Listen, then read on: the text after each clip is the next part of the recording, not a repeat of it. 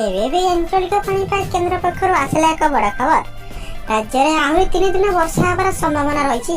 ତେବେ କେଉଁ ଜିଲ୍ଲାକୁ କେତେ ମାତ୍ରା ବିପଦ ରହିଛି ଏବଂ କେଉଁ ଜିଲ୍ଲାକୁ ରହିଛି ରେଡ୍ ୱାର୍ନିଂ ଏବଂ କେଉଁ ଜିଲ୍ଲାକୁ ରହିଛି ଅରେଞ୍ଜ ୱାର୍ନିଂ ନିଶ୍ଚୟ ଜାଣିବା।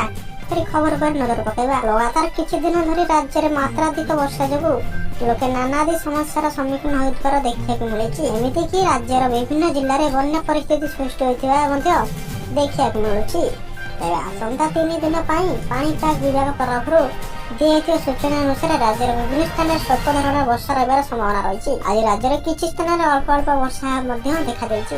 ଆସନ୍ତାକାଲି ଅର୍ଥାତ୍ 7 ତାରିଖ ଦିନ କେନ୍ଦୁଝର, ମୟୂରଭଞ୍ଜ, ଯାଜପୁର, ଭଦ୍ରକ ଓ ବାଲେଶ୍ୱର ଜିଲ୍ଲାର କିଛି ସ୍ଥାନରେ ସ୍ୱଳ୍ପରୁ ମଧ୍ୟମ ଧରଣର ବର୍ଷା ସମ୍ଭାବନା ରହିଛି। ସେହିପରି 8 ତାରିଖ ଦିନ ବାଲେଶ୍ୱର, ଭଦ୍ରକ, ଯାଜପୁର, କେନ୍ଦ୍ରାପଡ଼ା, କଟକ, ଜଗତସିଂହପୁର, ଖୋର୍ଦ୍ଧା, ପୁରୀ, ମୟୂରଭଞ୍ଜ ଓ ଢେଙ୍କାନାଳ କିଛି ସ୍ଥାନରେ ଘଡ଼ଘଡ଼ି ସହ ବର୍ଷା ରହିବାର ସମ୍ଭାବନା ରହିଛି ସୂଚନା ଦେଇଛି ଆଞ୍ଚଳିକ ପାଣିପାଗ କେନ୍ଦ୍ର।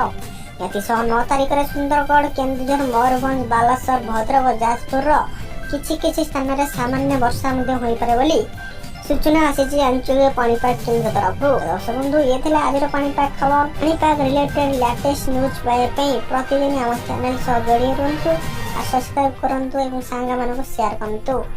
ଜୟ ଜଗନ୍ନାଥ, ଜୟ ଓଡ଼ିଶା, ଜୟ ଭାରତ।